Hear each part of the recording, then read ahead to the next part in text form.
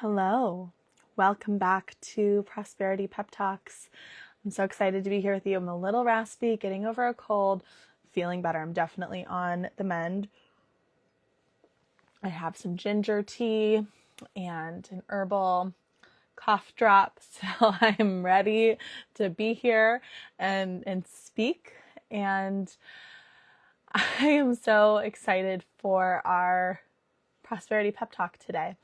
When I was thinking about what I wanted to talk about today, I was considering some of the most common refrains that I hear amongst business owners that I work with. And I often hear this idea and this experience come forward of like, showing up just feels so hard sometimes. Like, why is it so hard to show up for my business sometimes? And I want to talk about some sacred reframes that we can utilize to make it easier to show up. In case this is your first time joining me, I'm Melanie Monica. I'm an initiated priestess from a lineage of spiritual leaders and female entrepreneurs. I've built my business as a devotional offering. And each day with these Prosperity Pep Talks, I share a short transmission on sacred leadership and activating your work as a sanctuary for your soul's calling so that your offerings can become a force for healing, magic, love, and liberation. So today, let's talk about 5 reframes to make your business feel more sacred and showing up feel easier. So many healers want their businesses to feel sacred. They just don't know that it can. And showing up often feels heavy or forced or even performative. And I want to pose the question for you as we begin this pep talk. What if it's not about your discipline? It's just that the way that you're looking at it is tied into toxic systems.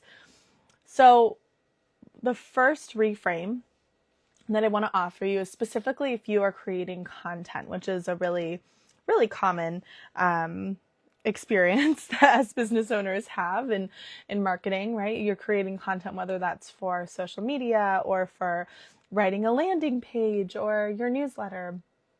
And I want you to ask yourself the question next time you create content: what would I say if this was a prayer rather than a post, right? And you don't have to write it as like a prayer, like, oh, great spirit, or, whoever you pray to. But write it first, kind of in that idea, and then transpose it to offer to your ideal client, right? That's a really beautiful way to be in devotional relationship with your community and to allow that offering that you're creating to feel really sacred and to feel like an offering, like a ritual offering, like a prayer. So rather than thinking about how can I feed the algorithm, how can I get the most clicks or opens, try writing your next piece of content as a prayer and then transposing it as an invitation, as a letter to your ideal client.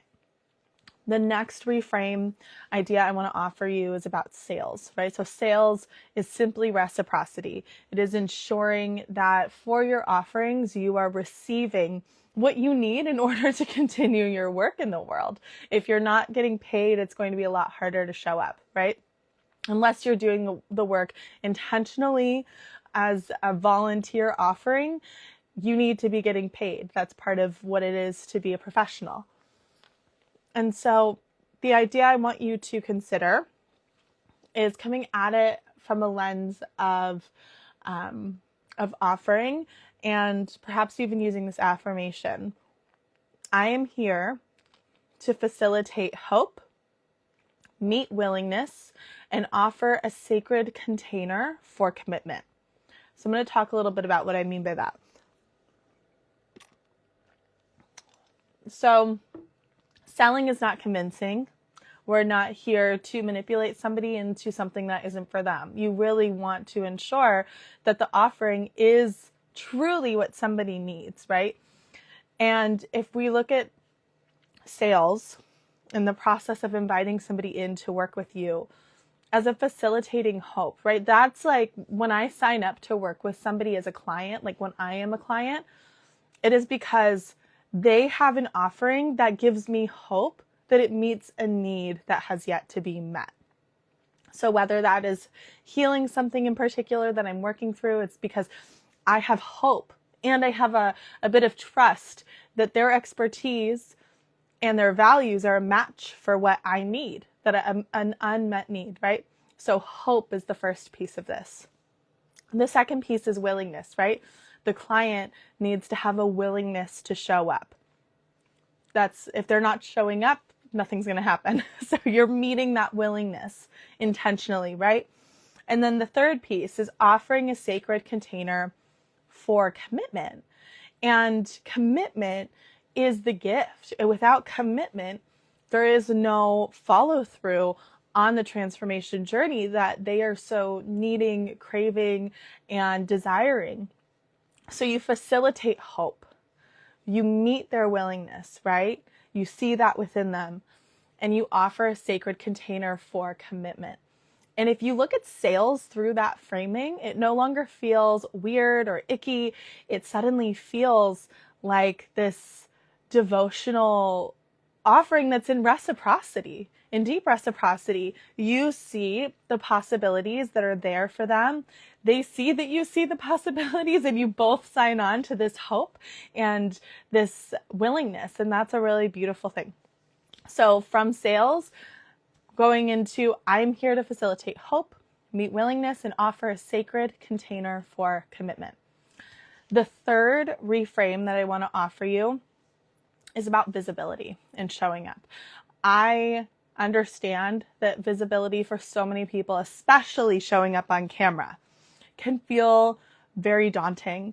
And if it's a skill that you have not yet worked through or refined, it can feel vulnerable and scary. The internet is a wild place. and it makes absolute sense that folks are worried about, like, oh, what if people think this about me? Or what if I show up and I say the wrong thing, or I'm awkward, right? That all makes a lot of sense. A lot of people are dragged through the mud on the internet, and imperfections become like full blast. It makes a lot of sense that people are scared. But we're also in a trust recession in the personal development industry for good reason. But that means that you, being somebody who is in integrity, ethically aligned, good at your job, in order to build that trust that will facilitate the people coming into your world who really need your medicine. Hi, friends. I see folks coming into the live. Welcome. We're talking about 5 reframes to make your business feel more sacred and showing up easier. So in order for you to build that trust, you need to show your face. You need to be visible, because your energy is what allows people to feel safe coming into your world. And that's also how you know you're a match for somebody. The modality isn't always the healing pathway that is most powerful. It is the practitioner, right? Like, I know for myself, when I'm a client, most often it's not like, oh, I'm looking for this particular modality. It's I'm looking for the person that I think can deliver the transformation in a way that's resonant with me. Like, I'm looking for the facilitator where there's an energetic match and a value alignment. And what is required of that to create that experience is you showing up. So here's the reframe with visibility. You have a gift that has been bestowed upon you, your medicine that you're here to offer the world. And if you are not showing up to share that gift, are you actually stewarding it fully, right? Are you honoring that gift?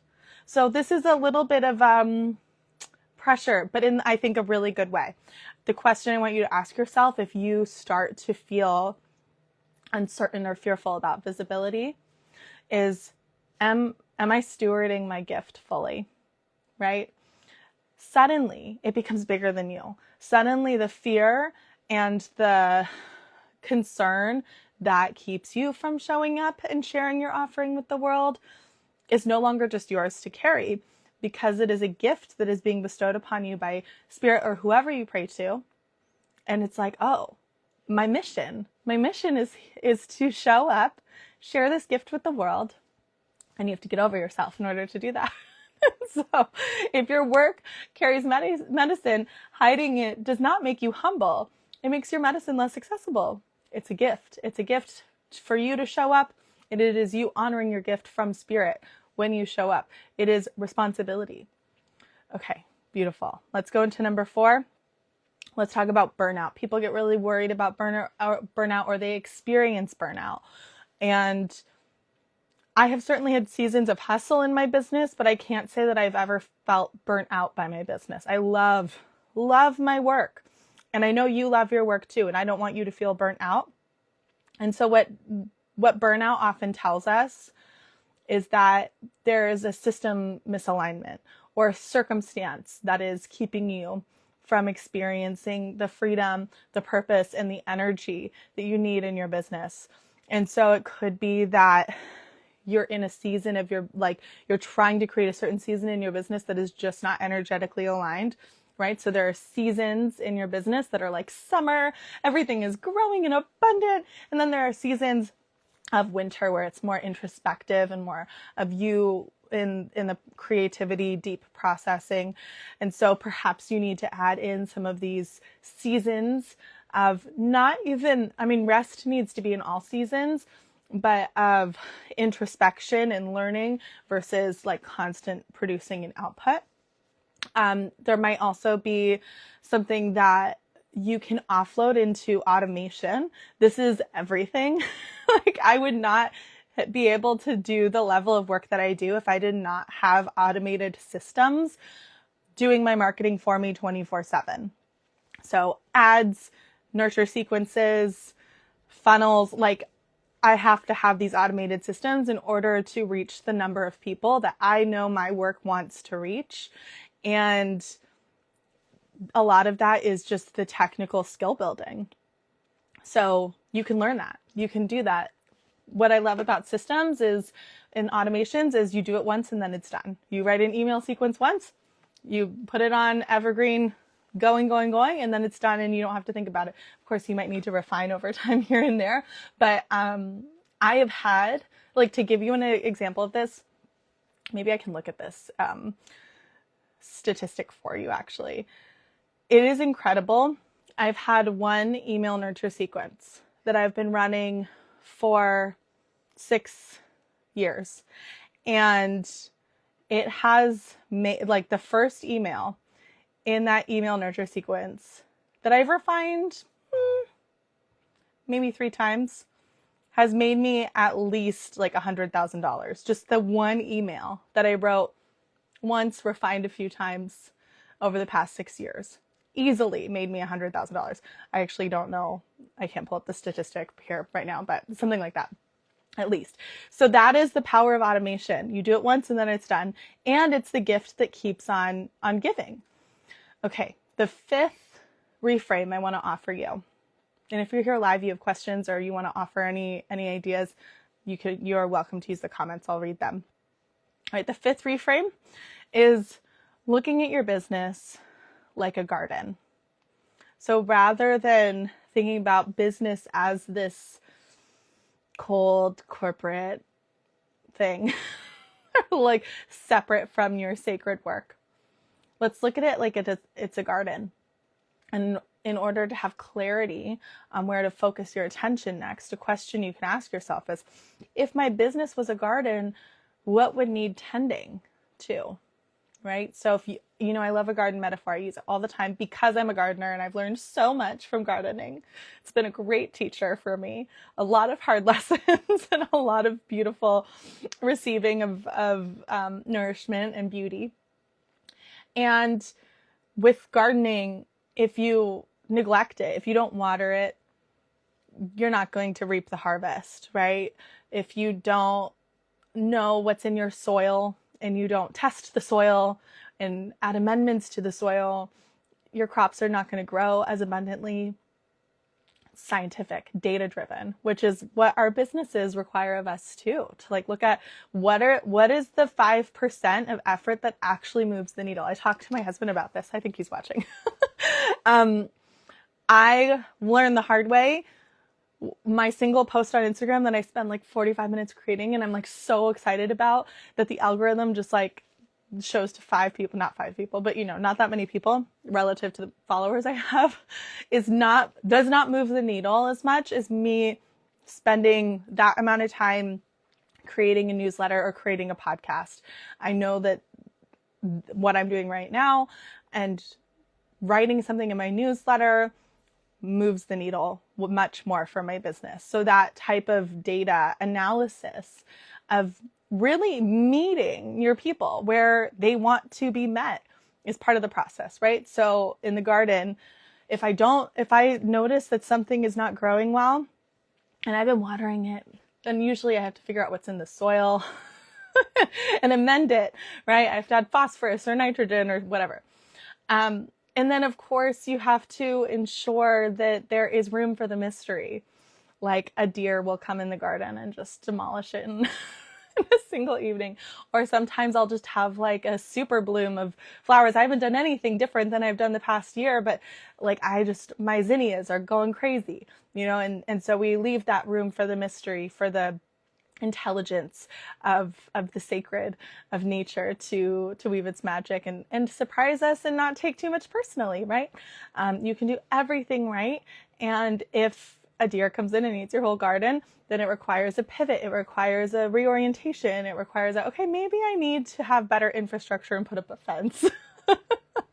So see your business as an ecosystem. Rather than taking it personally, tend to it with reverence. Use the data that you have to ensure that you're meeting people where they want to be met. And then reap the harvest. Nourishment, abundance, beauty, all of it. When you start to create these reframes and these shifts, it changes the way you relate to your business in a meaningful way. Showing up doesn't feel like performance or even self-promotion because you're in your mission, you're in your purpose, and all of your offerings are rooted in your creative expression and connection to the muse within you. This is all so much of what we cover in the Hearth, which is my temple for sacred business. It's a mentorship course community, and it offers you everything that I believe you need in order to have a beautiful offer ecosystem, create devotion and commitment, and have clarity in your business so that your business feels like a sanctuary for your soul's work, because it is. And gives you the benefits, strategies that you would find in a high-level business mentorship, but it's structured like a temple because I have a priestess background. So divine feminine temples, we have ceremonies, we have initiations, we do rite of passage work, we do energetic embodiment through archetypes. All of that lives within here, except it is rooted in your business. So the kindling, which is it's like a business challenge, but it's where you cultivate daily devotional practices. The fireside are like twice monthly workshops, but they're moon ceremonies, new moon, full moon ceremonies that help you meet the moment in your business. They're always rooted in what's happening collectively, either in the cosmos or just in our cultural experience. The council is your ceremonial initiation into the 7 archetypes of sacred business, which I did a whole live on that previously. So you can go review that Prosperity Pep Talk if you want to learn more about those archetypes. The craft is the structured teaching. So this is how to create, market, and scale an offering, but it's all rooted in matriarchal and decolonized business practices. And it feels like ritual because there are so many exercises that are intended to not just be like a worksheet where you write down your ideal client avatar, but it's like a visioning ceremonial practice. Then we have the community, which is where you're seen and held and received, and I'm in there and I can coach you in there. So inside the Hearth, your business is your vehicle for spiritual evolution. It has certainly been a vehicle for me as well. Anything that's not working in your business or that you're coming up resistant with is an opportunity to heal something within yourself, right? If you're struggling to be seen, if you're struggling to show up and share your business with the world, then it often means that there's a visibility wound there, right? That we can heal through a reframe like we did today, coaching through ceremony. Ceremony is the original healing modality, and it's powerful for a reason. If you're curious to explore the hearth, you can go to hearthtemple.com. It's linked in my bio on Instagram, in the show notes, across all the platforms where I post these Prosperity Pep Talks. And if you want to talk about it, you are more than welcome to send me a message or an email, melanie@melaniemonaco.com. Thank you so much for joining me today. This was a good one. I hope that you feel inspired and motivated. You don't have to take all 5 of these reframes, but perhaps one stuck out to you that you want to work with. And I do hope that you allow this to percolate and that you return to thinking about the reframe that you want to work with.